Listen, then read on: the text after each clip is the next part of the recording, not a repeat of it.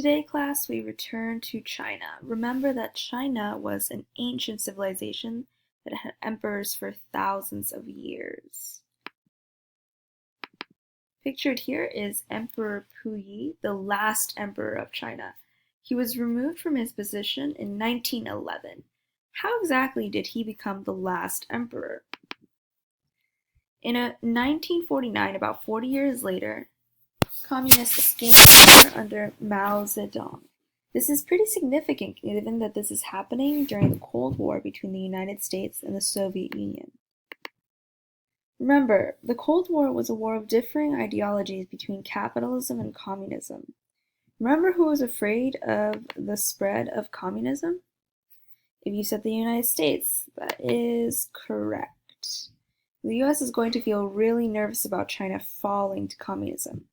But how did this happen in the first place? At this time, go ahead and take out your notebooks, title the section Tuesday, April 25th, or anything, or the day of that you are seeing this recording. It might be Wednesday. We're going to title this large section as China's Communist Path. Once you've gotten this, go ahead and write out pre-work. You're going to write down number 1, the fact that a communist government rose up in China is significant because the US was afraid of the spread of communism and wanted to contain it. Go ahead and pause this video to write this down and press play when you are done. Now, go ahead and make a prediction before we get started. How exactly did communist government eventually gain control in China? There is no right or wrong answer. You might make a connection to the Bolsheviks taking control in Russia. So at this point, go ahead and open up your notebooks and write down number 2. I predict that a communist government gained power in China by or because, and then go ahead and make your prediction right here. And then press play when you are ready to move on. Now let's remember where we left off China last. China had been divided in the early 1900s into spheres of influence. In these spheres of influence, different foreign powers controlled China's trade and economic resources. Do you think the Chinese liked this? Not much at all.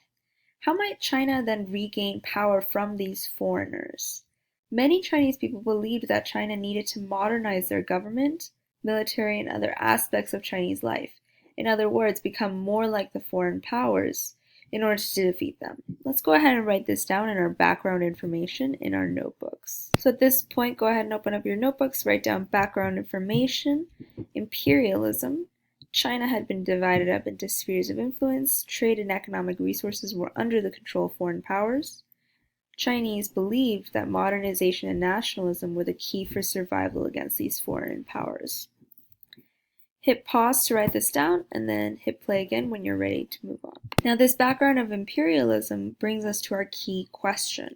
How did the legacy of imperialism impact China's path to communism? We're going to go ahead and write down this key question in our notebooks, like so. Now we're going to go through a timeline of China's path to communism. So the Emperor Puyi of the Qing dynasty was overthrown by a group called the Nationalists in 1912. This was the end of imperial China, the way China had existed for thousands of years. The Nationalists, or the Kuomintang, was led by this guy named Sun Yat-sen. The Nationalists defeated Emperor Puyi. Sun Yat-sen believed in nationalism, Chinese pride, and an end to foreign control, democracy, and economic security for all Chinese. We're going to go ahead and write this down in our notes. So, write down timeline of China's path to communism. The revolution of 1911 was when Emperor Puyi was overthrown by Chinese nationalists, and the nationalists were led by Sun Yat-sen. Shortly after the nationalists took power, World War I started. During World War I, the Chinese declared war on Germany, hoping that the Allies would reward them for their support by giving China back to the Chinese, in other words, ending this system of spheres of influence. Instead, the Treaty of Versailles gave Japan the territories and privileges in China that had previously belonged to the Germans. The Chinese people were outraged at this Treaty of Versailles. 3,000 angry students gathered in the center of Beijing on May 4, 1919, and called out, "Down with the European imperialists." This set off a series of revolts led by workers against European influence. In your notes, go ahead and write down for World War I, China declared war on Germany, hoping the Allies would reward them by giving China back to the Chinese, but instead Japan was given territory in China. Inspired by the workers' revolts, young intellectuals met up to discuss communism, which they believed was not like European thinking and could save them from European influence. The Soviet Union was seen by them as a model for political and economic change, a way for China to get its power back from the foreigners. Mao Zedong, who would later become the leader or chairman of China, was one of the founders of the Communist Party.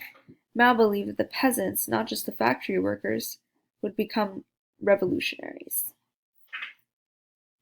In your notes, go ahead and write down the rise of the Chinese Communist Party. They believed that communism could help the Chinese go against Europeans. They believed nationalists were too much like European imperialists. One of the founders was Mao Zedong, and they were largely supported by peasants. Now, the communists believed that the nationalists were too much like European imperialists. The nationalists and the communists, these two different groups in China, started to fight a bloody civil war against one another because of their disagreements. The Communist Red Army, mostly supported by peasants, were forced to retreat after attacks by the nationalists. The retreat of the Red Army was called the Long March. The Long March was an epic story of human endurance, that is, for those who survived it. Between 80,000 and 90,000 people set out on the Long March in October 1934. Some marchers were left along the way to start new guerrilla bases, but more than 50,000 of them died on the march. What could have possibly inspired people to endure such hardships? The main answer lies in the conditions in the Chinese countryside in the 1930s.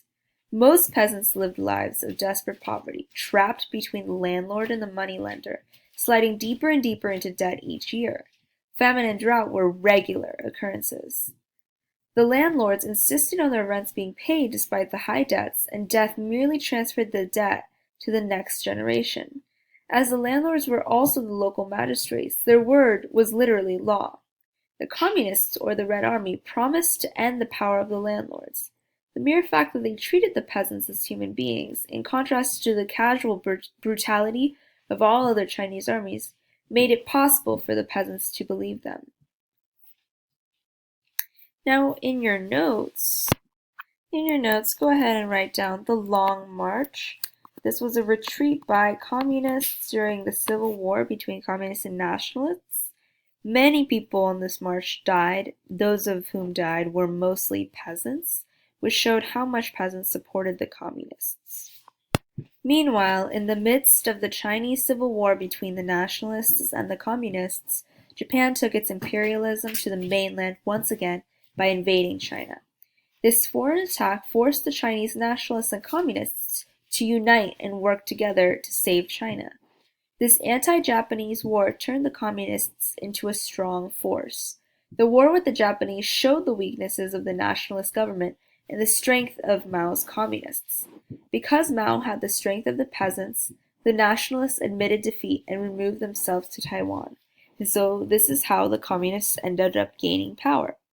In your notes, go ahead and write down Japanese imperialism. So Japan invaded China, and nationalists and communists who were in a civil war together ended up working together to get rid of the Japanese. This showed the strength of the communists and weakness of the nationalists. So ultimately, the communists were able to take power in China. Now let's review. How exactly did imperialism lead to communist victory in China? There were two main reasons. The first was that imperialism, or European control of China, was vastly unpopular. The Chinese people were trying to seek non-European ideas for how they could regain control over their country. The answer for many was communism, which they saw as successful in the Soviet Union, what they considered to be a non-European country. So this lack of popularity of imperialism led to the support of communism. So we're going to write a few more things down in our notebooks. So as a result, Mao Zedong becomes leader of the People's Republic of China. The Nationalist Party then leave to Taiwan.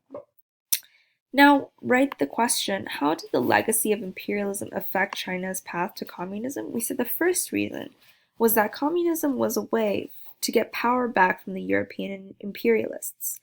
It was a rejection of European ideas and a way to create China again in a Chinese way. The second reason was that the role imperialism played with the Japanese War. The Japanese tried to invade and imperialize China, which showed the weakness of the nationalist government and increased support for communists.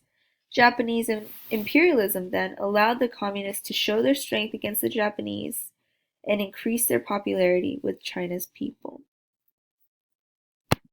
So you should go ahead and write that down in our notes, that Japanese imperialism allowed communists to show their strength against the Japanese and increase their popularity with China's people. We should also not forget that another really important reason for the success of communism in China was the support of the peasants. Because of the harsh conditions that peasants lived under, they really came together to support the communists.